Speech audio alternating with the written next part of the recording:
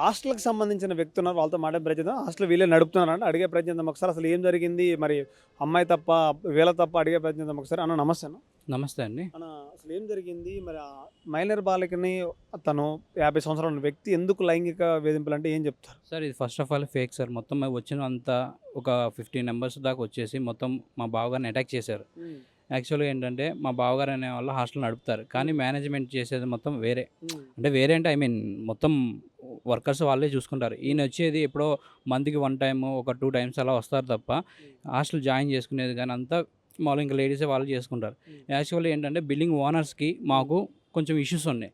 మేము rent issues కానీ కొంచెం రెంట్ అనే కాదు మమ్మల్ని ఖాళీ చేయమంటున్నారు సార్.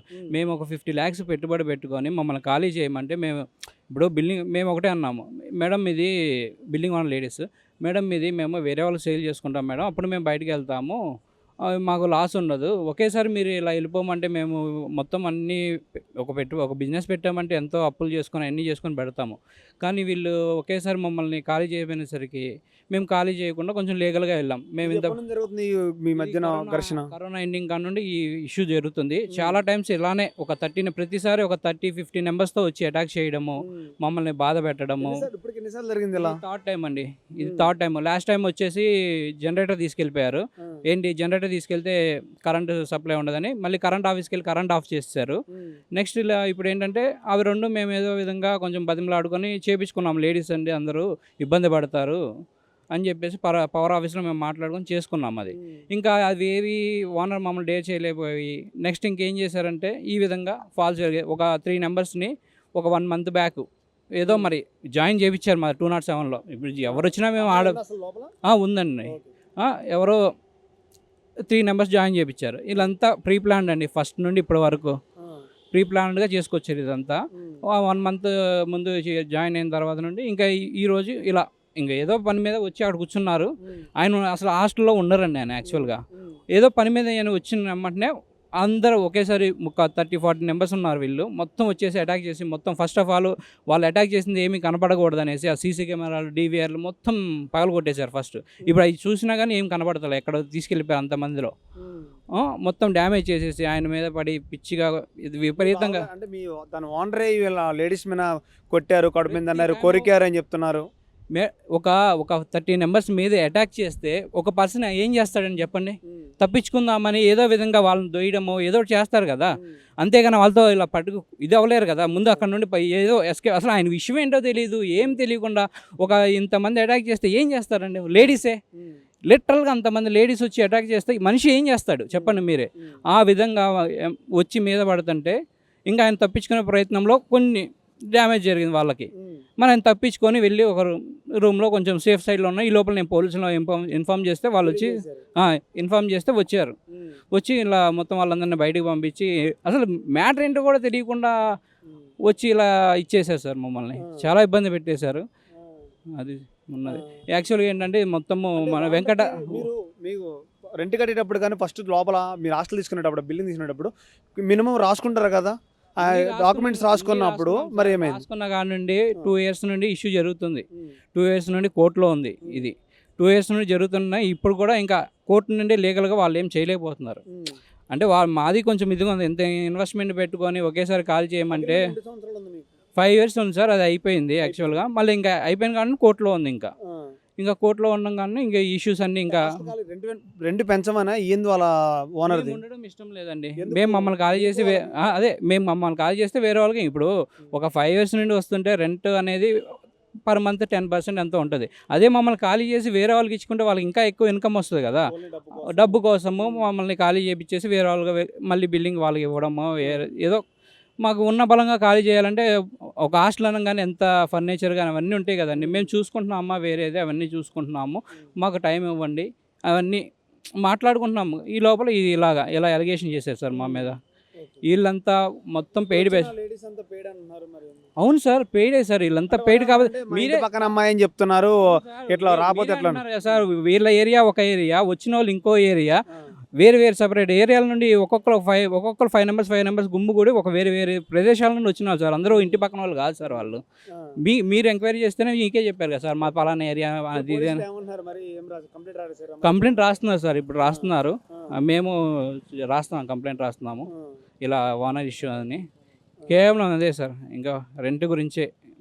రెంట్ గురించి 16 ఏళ్ళ అమ్మాయిని హింసించాడంటే కొంచెం చాలా నెల రోజులుగా ఇబ్బంది పెడుతున్నట్టుగా చెప్తున్నారు. మరి వాళ్ళ దగ్గర ఏమైనా ప్రూఫ్లు ఉన్నాయా? అదే సార్, ఇది చూపించమనండి కాదు సార్, అసలు ప్రూవ్ లేదు సార్. అసలు అదంతా ఫాల్స్ ఎలిగేషన్.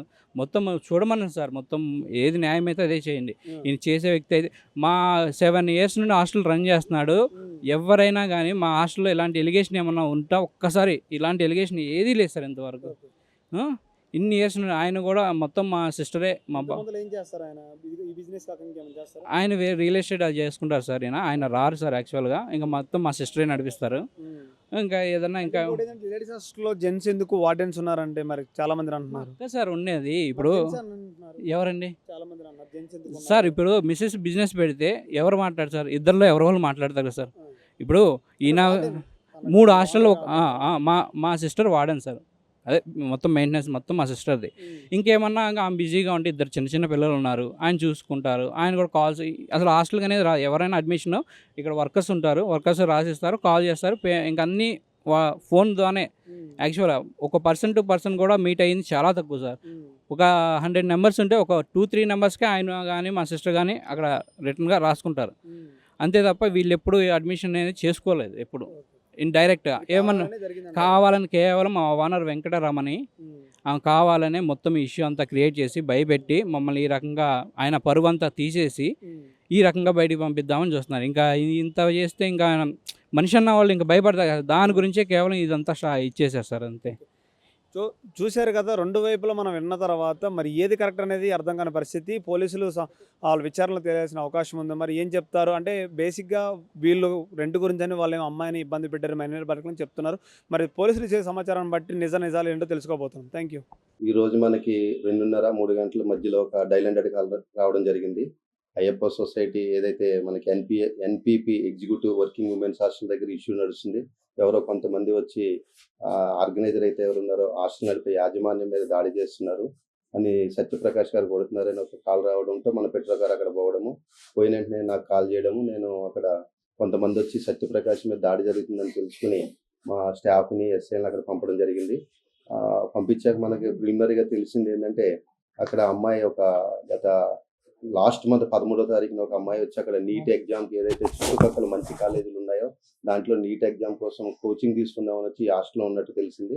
అప్పటి నుంచి ఆ యాజమాన్యం ఎవరైతే ఉన్నారో సత్యప్రకాష్ ఆ అమ్మాయితో అసభ్యంగా ప్రవర్తించడం, ఆమెను వ్యంగ్యంగా చూడడం జరుగుతుందని అమ్మాయి కొద్దిగా మనస్తాపానికి గురైనట్టు తెలిసింది. అయితే ఈ మధ్యన 10 రోజుల క్రితం వాళ్ళ అమ్మ నాన్న ఏదైతే ఐదర్ షా కూడా మన షేక్పేట దగ్గరలో ఉంటారు, వాళ్ళు వచ్చి ఆ అమ్మాయిని మాట్లాడేటప్పుడు కొద్దిగా అమ్మాయి కలత చెందినట్టు తెలిసి మళ్ళీ ఇంటికి వెళ్ళి ఫోన్ చేశారు ఏం జరిగిందని. అయితే ఈ అమ్మాయి ఈ విధంగా అసభ్యంగా ప్రవర్తిస్తున్నాను, నాతో ఉండు లేకపోతే నాతో బయటికి రా అన్నట్టు అసభ్యంగా ప్రవర్తిస్తున్నారని వాళ్ళ మదర్కి నిన్న చెప్పడం వల్ల వాళ్ళ మదరు, వాళ్ళ ఫాదరు, ఇంకొంత వాళ్ళ బంధువులు, అనుచరులు కొంతమంది వచ్చి ఈ విధంగా మైనర్ అమ్మాయిపై ఇలాగ నువ్వు అసభ్యంగా ఎందుకు ప్రవర్తిస్తావు అని అడుగుతూ అక్కడున్న కుర్చీల్ని అలాగే అక్కడున్న ఏదైతే హాస్టల్ ఉన్న కిచెన్ సామాన్ని వాటిని ధ్వంసం చేసి అతన్ని కొట్టడం జరిగింది. దీంట్లో భాగంగా మనం పోయి ఆయన హాస్పిటల్ పంపించాము. మైనర్ ఇంజరీస్ అయినాయి. బట్ ఈ అమ్మాయి వాళ్ళు వచ్చి మనకి మైనర్ కాబట్టి పేరు పైకి చెప్పట్లేదు. ఐదర్సాగూడ నుంచి ఫాదర్ మదర్ వచ్చి మా అమ్మాయిపై ఇలాగ లైంగిక దాడులకు ప్రయత్నిస్తున్నాడు కాబట్టి ఇతను యాక్షన్ తీసుకోమని మనకు పిటిషన్ ఇవ్వడం జరిగింది. దీనిపై పోక్సో కేసులో మైనర్ కాబట్టి ఎలాంటి సెక్షన్ వస్తే ఆ సెక్షన్ వేసి దర్యాప్తు చేస్తామని మీకు తెలియజేస్తున్నా. ఇది పీజీ హాస్టలే కానీ నీట్ కోచింగ్కి వాళ్ళని కూడా అడ్మిట్ చేసుకుంటున్నారు. తల్లిదండ్రులు అడ్మిట్ చేస్తే చేసుకుంటారు.